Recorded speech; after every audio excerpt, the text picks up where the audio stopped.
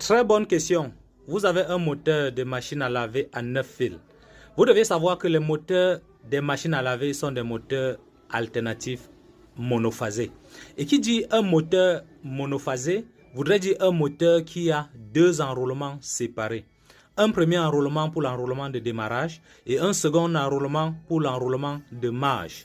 Et par la suite, on forme un point commun entre l'enroulement de marche et l'enroulement de démarrage pour pouvoir connecter un condensateur de démarrage, ce qui va créer le déphasage pour démarrer les moteurs monophasés.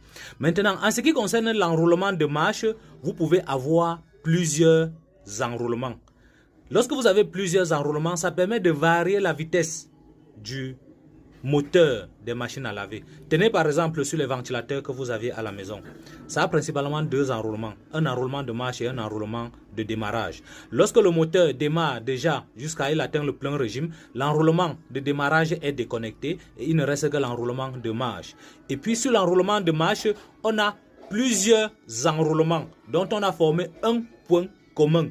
Et puis un sélecteur qui va permettre de sélectionner chaque enroulement et permettre de varier la vitesse de rotation du moteur. Donc en ce qui concerne ton moteur à machine à laver, tu dois identifier l'enroulement de démarrage. Une fois l'enroulement de démarrage identifié, tu dois identifier maintenant le point commun qui commute avec les enroulements de marche. À partir de là, tu vas identifier un point commun et puis trouver un sélecteur qui va permettre de sélectionner un enroulement de marche et puis l'enroulement de démarrage et ça va fonctionner. Ce qui est là est que lorsque l'enroulement de démarrage a déjà pris, le moteur a démarré, l'enroulement de démarrage est très souvent déconnecté du système avec un système qu'on appelle le clipson. Je ne sais pas comment on appelle ça en des termes techniques. Ce sont des termes pratiques. Ça s'appelle le clipson. Donc c'est quelque chose qui est agrippé sur l'arbre du moteur. Lorsque le moteur tourne jusqu'à atteindre son régime, avec la force centrifuge,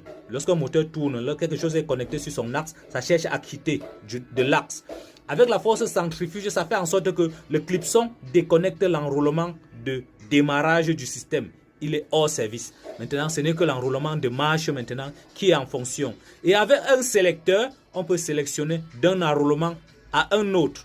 Voilà le principe de ces moteurs à courant monophasé. Je connais tout ceci parce que j'ai eu à rebobiner les moteurs à courant continu. Si tu veux avoir plus d'informations sur comment fonctionnent les moteurs monophasés, je vous invite à voir ou bien à vous rapprocher de ceux qui font le rebobinage des moteurs. Ils en savent vraiment autant.